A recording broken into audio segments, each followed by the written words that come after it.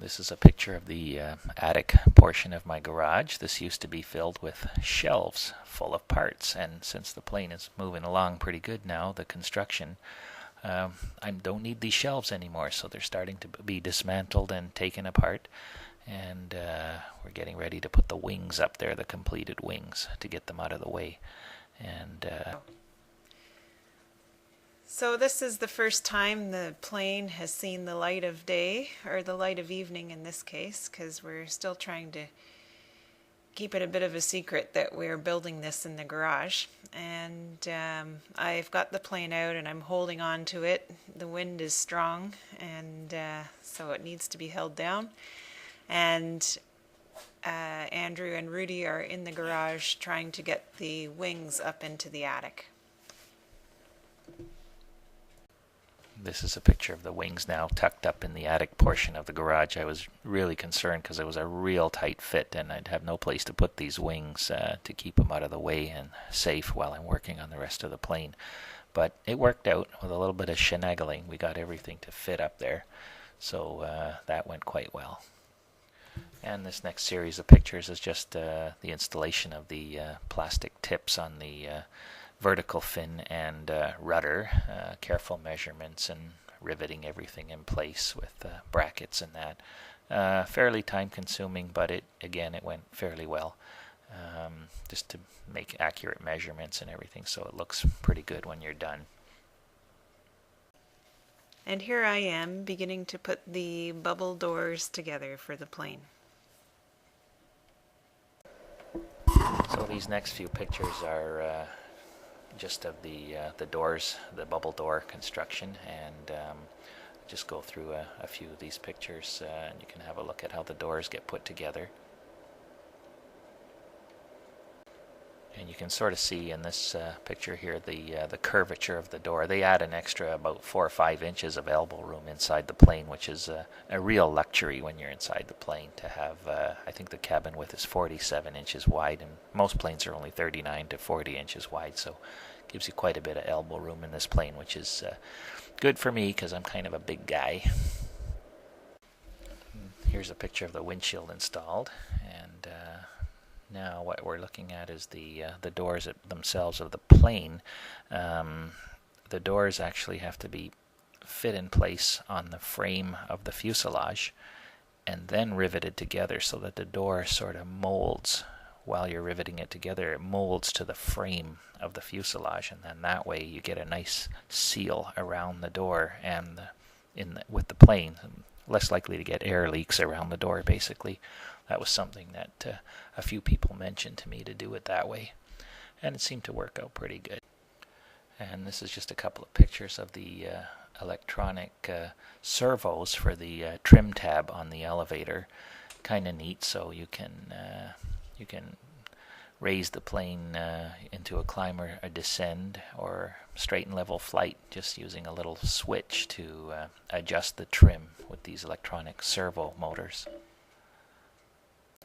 And here's a picture of the windshield installed, which came out pretty good.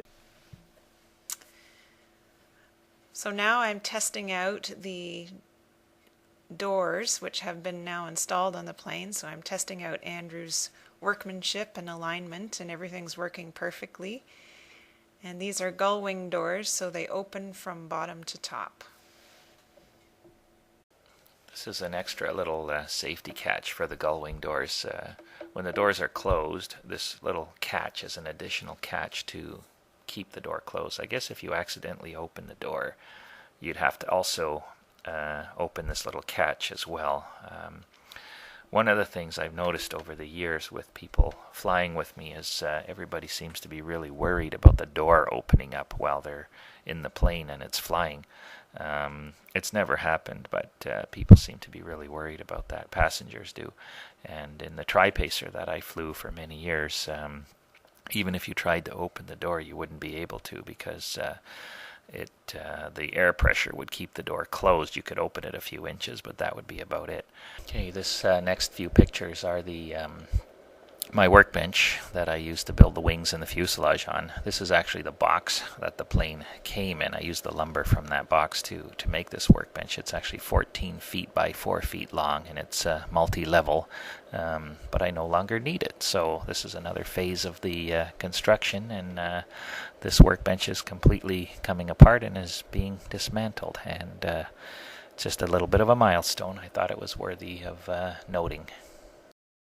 Okay, this was a big day. This was the day that the engine arrived, and it was a long anticipated day and a fair bit of money, and difficulty saving up the money to buy it, so it was pretty exciting when it finally arrived, and seemed to arrive all in one piece, and everything so far looks good, and I'm getting ready to install it. It weighs about 125 pounds. I think it's 157 pounds with the exhaust system and a few other things hooked up to it. It's a 100 horsepower, horizontally opposed 4-cylinder made by Rotax, and it was imported all the way from Austria. So I'm quite happy that it did arrive in one piece, and it's got a pretty good reputation as an aircraft engine, and it uses super unleaded auto fuel or aviation fuel or boat fuel, or pretty much those are your options. Here I am putting the dual caliper disc brakes together. I'm putting the airplane on its own Tundra tire wheels. It's a little bit of a challenge here, but not too bad. Since the engine's not in the plane yet, I was able to lift up the airplane and put the wheels on the landing gear. So that went fairly well, and now the plane is rolling on its real wheels, and it's quite robust.